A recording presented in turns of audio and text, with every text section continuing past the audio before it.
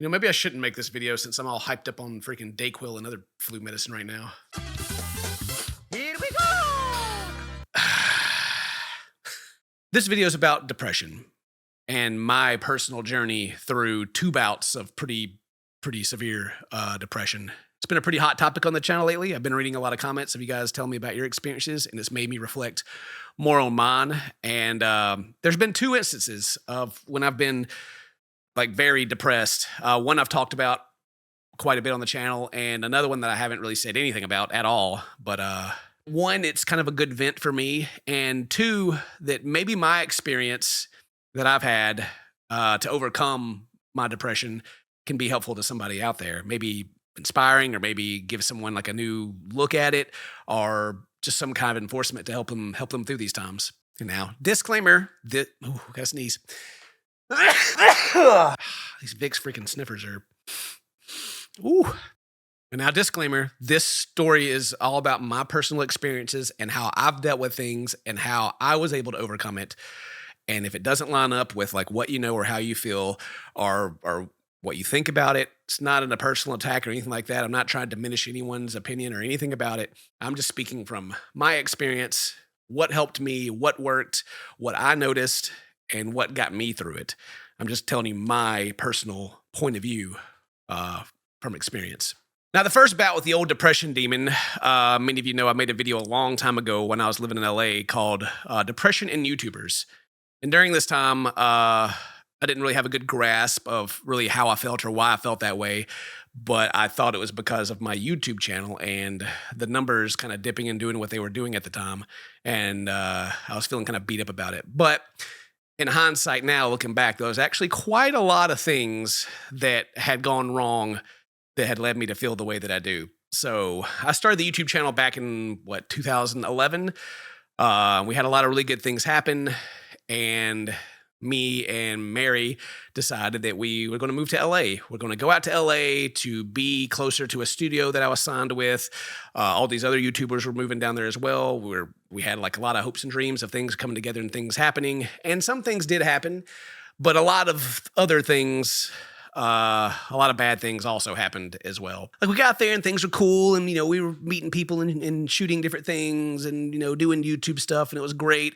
And then like the new started wearing off of it, and the homesickness started kind of set in, and you start realizing of how like fake everyone is to you in LA, and you're not really making any like quality friends, and you start to feel lonely, and yeah, all that stuff kind of started happening. Like I got invited to many cool parties with like some of your favorite YouTubers out there, and I've seen some of your favorite YouTubers do some crazy things that I won't speak about because there's no receipts. But yeah, I mean, you watch like your favorite wholesome YouTuber snort some cocaine and do some other wild things, and people are getting naked, and yeah, just places that didn't really vibe with me that well. That part of the LA experience is pretty eye-opening, and I'm just like I'm just a good old country boy from the middle of nowhere, so I was a little taken back by some of the things I've seen and some of the things I've learned behind the scenes. And it's kind of like a don't meet your hero kind of moment, I guess. Not that any of the YouTubers were my heroes, but just kind of that same feeling of how you look behind the veil and see how not everything is what it seems, and there is a lot of good, but there's also a lot of negativity, and sometimes for me, the negativity outweighed the good, and it was bringing me down over time. And then of course, like the algorithms changed, and the channel took a big hit, and that had me feeling bad. One of the final straws for me while we lived in LA is I don't know if you guys remember the group Syndigo, but they had come to LA and they had worked with like Markiplier, and then afterwards they went to work with Game Grumps. But eventually, I believe they went back to their hometown, and then news that Daniel had taken his own life had come out, and like I had hung out with them several times, and they were good guys, and we'd went to like Disney World and everything together, and they were pretty awesome dudes, and I took that one pretty hard. And then some of the more behind the scenes allegations and things that were said kind of were my final straw and kind of broke my heart. And I just didn't want to be there anymore. I felt terrible. I felt awful. I missed everyone that I loved and knew and felt alone. It was just me and Mary. I got to the point to where all I did was wake up, record videos, play video games, watch TV with Mary, and go to sleep every day on repeat. It's all I did. I didn't want to go anywhere. I didn't want to do anything. Me and Mary had gotten into several arguments about it because she's like, hey, we're here. Let's go out and do something. I'm like, I don't want to do it. I'd fallen in depression and was just miserable. And so after that had happened, I decided I wanted out. It's time to go back home. Time to head back to Mississippi. So we did. And I'll also add this tidbit in there. There's like plenty of, I'm pretty vague about these stories because a lot of like the specifics is just going to cause people to get mad. And, LA was just not, it just wasn't where it was. If you want to go there and feel like completely fake, that was my experience. And I hated it. And so, yeah, we went back. My parents were like super helpful. Like my dad, he builds houses. And so we like had a house built and moved in, had a daughter. And I was still just kind of stuck in this funk. Like I wasn't getting out of it. I got back. I felt better. I was happier where I was. I was away from all that, but I was still kind of stuck. And so I went to the doctor and I got medication, and I tried different medications. They mostly made me just kind of feel nothing. I didn't feel better because it wasn't like a hormone imbalance or anything that I was feeling. It was just, I was just down because of just disappointment. It was like the biggest factor of it all, disappointment and sadness. And eventually I got to a point to where I said to myself, I don't want to feel this way anymore. I basically said, I said, stop being depressed. That meme where it's like, oh, if you're depressed, just stop being depressed. I quite literally went that route. And now this is the part where I'm probably going to lose some of you people because I just kind of forced my way out of it. I stopped taking the medication. I decided to just try to live like I'm not depressed, which again, I'm not recommending this to people. This is just my own journey, right? I was like, okay, I'm going to wake up. I'm going to go do stuff with Mary. I'm going to start exercising again. I'm going to start, going out to the park and playing the sports again. I'm going to just be thankful for what I have and stop dwelling on the negativity, right? And like during this time, like this was not like a quick fix. This was like a multi-year process.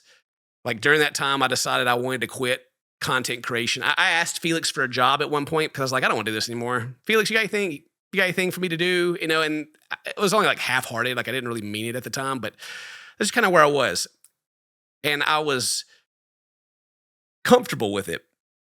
So let me rewind a little bit before I decided not to be depressed anymore. I'll get more into that in a minute. But for where I was comfortably depressed. I was sad and miserable and unhappy, but I was also unwilling to move from that position, if you understand what I'm saying.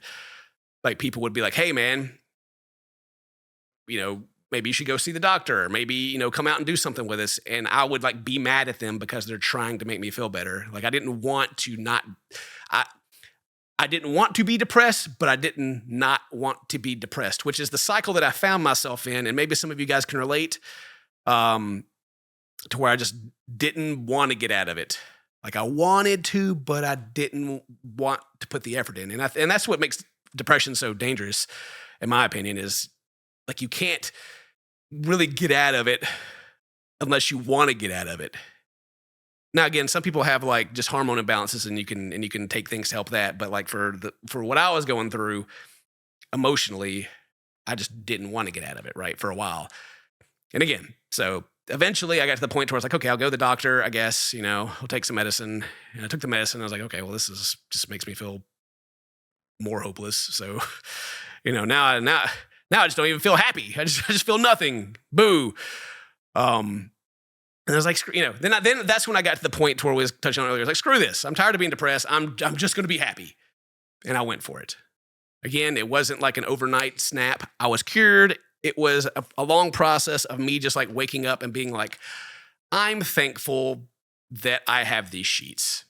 I exercise being thankful for stuff for a little bit. And that actually kind of helped. Just like practicing positive mindset is something that I did to where I was like, I bet, well, that's good. I'm glad I have that. Just like the super simple things that I would never think of. I'd just be like, that's cool. I have shoes.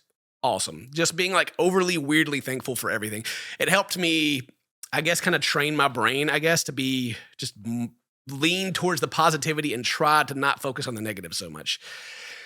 And then, of course, I still didn't want to go anywhere. I still didn't want to do anything. But over time, I was able to work my way out of it.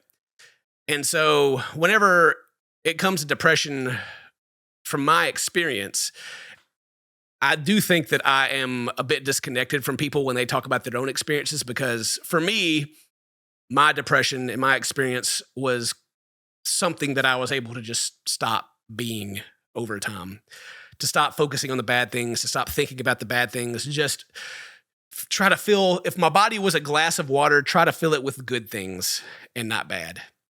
And that worked and that helped. The YouTube channel thing, I'm kind of like self-destructive with it anyway. Like, there's been plenty of times when the channel is shooting up and I just kind of purposefully like nuke it on my own, because speaking from, the privileged YouTuber, like the money's always good. And so I'm not like, making more money is nice, but I didn't want the extra like pressure and all the extra people and all of the mess that comes with it, because I've seen that through Felix and the other guys. I know what comes with it, and like people showing up at your house and being super weird and all that. And I've always been kind of purposefully self-destructive with it. Like, I think if I would just done what I know what to do for all these years, then the channel would be huge. And I don't really regret that.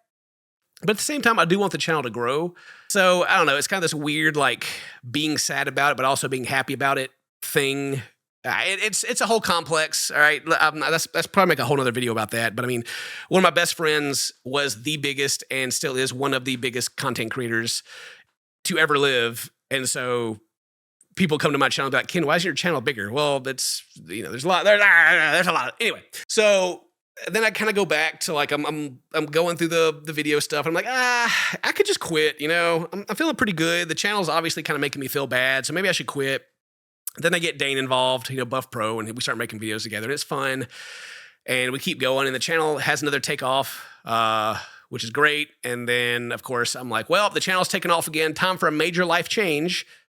We'll move to Australia, which we get to the second big bout of depression, and one that I don't ever talk about for a couple of reasons. The main reason being that I don't want Mary to feel bad, just for how I felt when we had moved. And I don't want people to blame Mary, which some people, you know how the internet is, right? Unfortunately, I have to think that way when it comes to these kind of things. It's like, man, yeah, we made this big move, and then I got depressed. Oh, Mary, anyway. So I've crawled my way out of feeling blue, left all these things behind me, put the past in the past, not thought about it, completely, pushed it down. I didn't push it down. I just, whatever. I moved past it, and we're happy now. We're doing more things. We're going out. We're being happy. Exercise, all that stuff. And again, just to reiterate, this is my own personal experience, because I've talked about this before, and people want to educate me about it. This is my own personal experience. I'm not saying go exercise and eat right and get sunlight and you're going to be cured from depression. I'm just saying it helped me, and through exercising a lot of these different things, I was able to get out of it. So, insert Australia. We're doing really good. I had like a financial goal that we was going to get to, and we got to it, and I was like, okay, cool, we can go to Australia. Mary's super excited. We pack up, and we pack everything up that we own and head to Australia, like shipping containers of stuff and all that. And Australia's a great place. Like us getting there, like we had to stay in a hotel for 2 weeks for the quarantine, and then we got stuck in Sydney with their parents. We had to live in their house that's not big enough for all of us for like 6 months. And then we moved to Melbourne, which I really didn't want to go to Melbourne, but her family was there. So, compromises and all that. And we're living in a great place. Eventually, everything's really good. Like, it's Australia. The weather is always nice. The place we live is nice. The people there is nice. Everything's great. except it starts creeping in on me again. And I think it's like just homesickness in general and like being kind of like away from everything that I'm used to because I'm an old man. I'm turning 40 this year. And so I got like 30 plus years of a whole life in one area, all these friends, all these people that I know. And so I'm removed from it. And which at the time I was like, that's fine. I can still talk to my friends on the internet. I can still do this, that, and the other. We did the LA thing. That was never a problem in LA. It was all the other stuff. So this should be fine. We stayed there for 3.5 years and it creeps up on you. Like you don't realize until you're in it that the depression's got you again. I'm back to not leaving the house. I'm not doing anything but making videos, playing video games with my friends. I'm helping Mary with the kids and everything, but I'm not like going and doing hardly anything. Like I went out to meet the other content creators. I've been some gatherings and some parties and conventions, and most of the Australian content creators I met are like 10 plus years younger than me. So I'm like the weird old guy. So there's not really much of a connection. Everyone's like young content creators. So that's like all they're talking about. And that's like kind of not what I care about anymore. So I'm just kind of like there. So it was tough to make like real connections with people, like as far as like content creation goes. And then all the people at school, all the other parents and stuff, they're like your, regular working people. They like playing sports and all this. And, so, Mary's making all kinds of friends. I'm not. Maybe I didn't want to. I don't know. But it starts setting in again. And there's nothing I can really point to other than I think I just got like really homesick. And I got in that funk again. And I couldn't get out of it. Like all my hobbies and everything that I enjoyed doing, it was tough for me to do there. Mary would want to go in and take the kids to like a museum or anything. And I just couldn't be bothered to do it. I felt like a bad dad, and I didn't want to complain about it because I didn't want to bring everyone down. I didn't want to like bring Mary down because we'd moved, and she's like super happy where she wanted to be. She's like with her family. And so all that guilt was also at play, and it just kind of sucked. And it was the first time in my life, we're going to get dark here. This is the first time ever in my life that I ever thought to myself that I get it. I get what goes through people's minds when they've had enough. I do not advocate for self-harm or suicide or anything like that. I would never hurt myself ever. But I had that one thought, one time of like, I kind of get it. And that was my moment of like, okay, all right, we got to go. I'm sorry. We got, that was it. That was like, that moment was like all right, we can't continue like this. Something's got to change. And so then I had to talk with Mary and, all that was tough. And so people are like, Ken, why did you come back? That's so stupid. And it happens to be that I came back during like the president's change. And they're like, oh, Ken, you came back because of Trump. Nah, that doesn't have anything to do with it. It just happened to be that it lined up. And, but the last thing we was going to do before we left Australia was to have our 10-year anniversary. We've been married for 10 years. We're going to have our anniversary. And have like a wedding reception in Australia. And then we were going to come back to America. And so, yeah, we had this beautiful reception. We had a lot of good friends and family that showed up, and it was a fantastic time. And it was like a perfect close for our stay in Australia. And we came back. We came back to America, and things were. Oh, it's kind of the same, kind of the rinse repeat, right? From LA back. Like, just there was a lot of money that was lost between going back and forth, like taking a loss on like things we moved and things we couldn't take and we had to get rid of. And then we bought a house like at the height of like the housing market and had to sell in a dip and all that. I try not to think about any of that, but financially sucked. And then of course, Mary is sad. She doesn't want to leave, but she loves me very much, and I'm very thankful for that. And so I had to buckle down. I had to be like, all right, well, if we go back, I gotta be on my P's and Q's, boy. I gotta dot my I's and cross my T's. And we got back, and it was a lot of work. It was a whole lot of work. The trips by themselves were abysmal. Just like having to carry all the kids, but luckily my parents came down and they helped and we made it back. And so as soon as we get back, I'm like, I've been through this. I know what to do. And I did the same thing to where I'm just like, I'm trying to be positive. I'm keeping myself busy, trying to live my life as a person who's not depressed would live, and trying to be thankful for the little things, and trying not to, not trying not to be depressed, but like just not being depressed. I know it's such a meme, and I don't even want to like enforce like that in like a negative way, because it's just not that easy for some people. It's not easy at all, period. But it's just, again, I feel like because it's such a hot topic when you get into this kind of stuff. But that's what I did. And then, of course, Mary is fantastic. She has gotten involved with the school and everything, and she's, meeting people. And so she's doing a lot better than she was when we got here. And that was great. That's like the balance, is that one of us has to be unhappy, and I feel selfish. But luckily in our situation, Mary, the scales, the tips, like my unhappiness elsewhere is much greater than Mary's unhappiness. So it's like, it sucks, but it's our compromise that we've made. And like, and I'm very grateful for that. And I'm trying I'm doing my best. I'm doing my best. I mean, you still have your days. You can't escape that. You still have your days. I guess in a nutshell, for those of you that can relate to me, practicing a positive mindset and like wanting to get out of that depressed headspace is key. Doesn't work for everyone, of course. I don't have to keep making this disclaimer, but some people you have to, like we're taking testosterone now. And of course that's also helped, because seems to also been a factor bringing me down.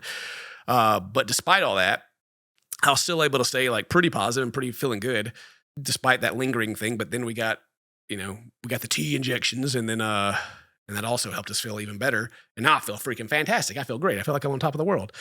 But even if I was taking testosterone and feeling like I would, then I'd still, you can still be depressed on it or whatever, right?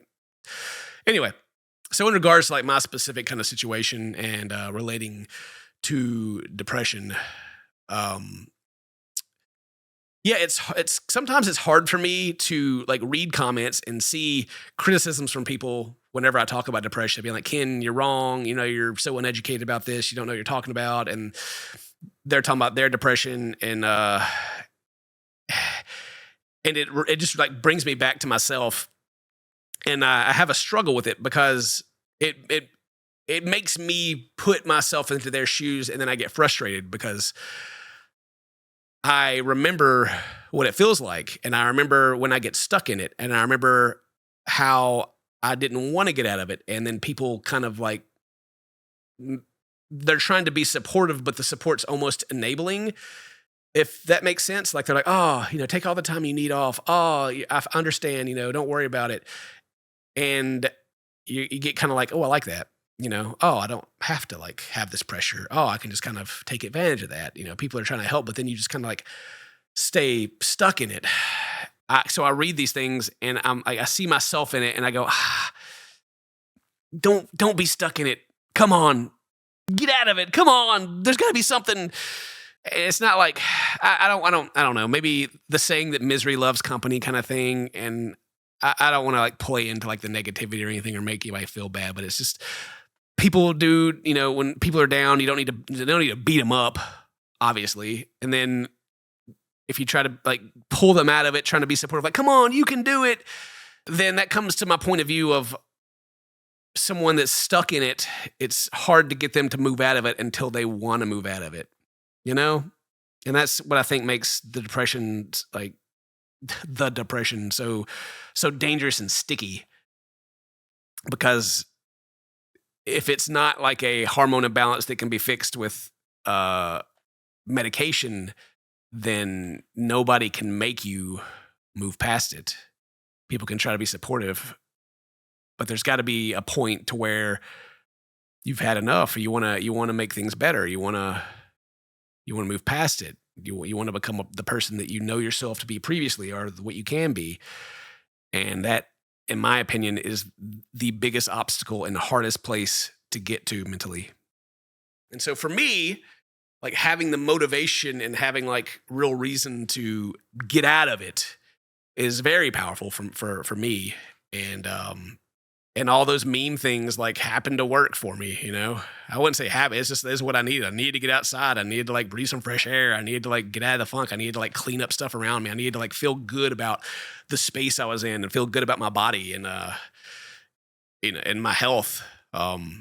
And so, and just self-reflection, I think that I am probably I am a little too harsh when it comes to depressing things because I'm just like, yeah, you can beat it. Go get it, you know, but that does come off as insensitive and stuff like that. But that's not what this video is about. This is more just about my experience, what I went through and how I beat it. And it really, in hindsight, it really is just as simple as I'm a homebody, I guess. I want to be where I'm familiar with. I want to be around the friends and family that I've loved.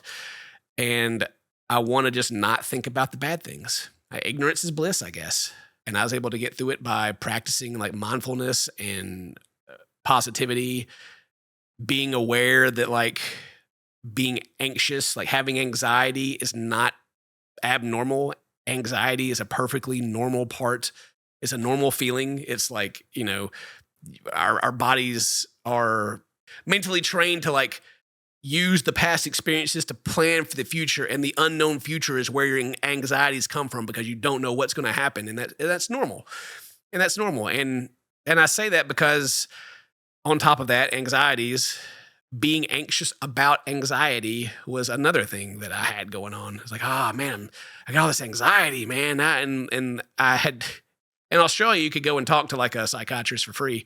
Psychologist, psychiatrist, I forget which one. Not the one that gives you medicine, the one you talk to. I forget. But anyway, you go talk to one for free and they would like just explain things to me because I guess I was that kind of person to where I kind of knew how I felt, but didn't know what I knew what I needed to do, just not like the proper direction. So they just like tell me where things come from. They're like teaching me a class whenever I'd go, which I found was great.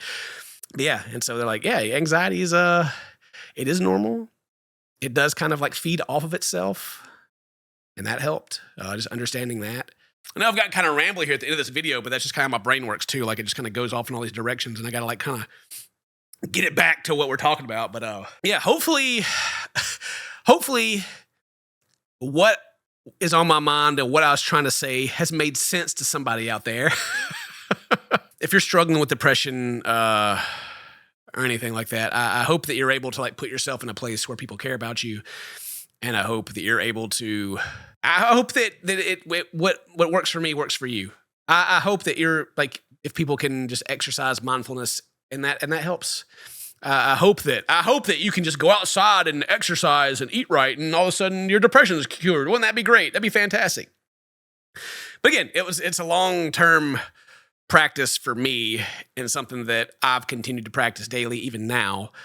Like I'm over here just like looking at my desk. I'm like, man, I'm sure I'm glad I got this little Vic sniffer because I wouldn't be able to breathe without it right now. That's fantastic. I get emails all the time. People tell me that my videos help them through dark times and help them to take their mind off of their problems and other things. And so if you're one of those people and you're watching this video, I genuinely hope everything gets better for you. Tomorrow's another day, and it's another opportunity to make it better for yourself. Today's your birthday. Happy birthday. Stay toast, my friends. I love you. We'll see you next time. Bye-bye.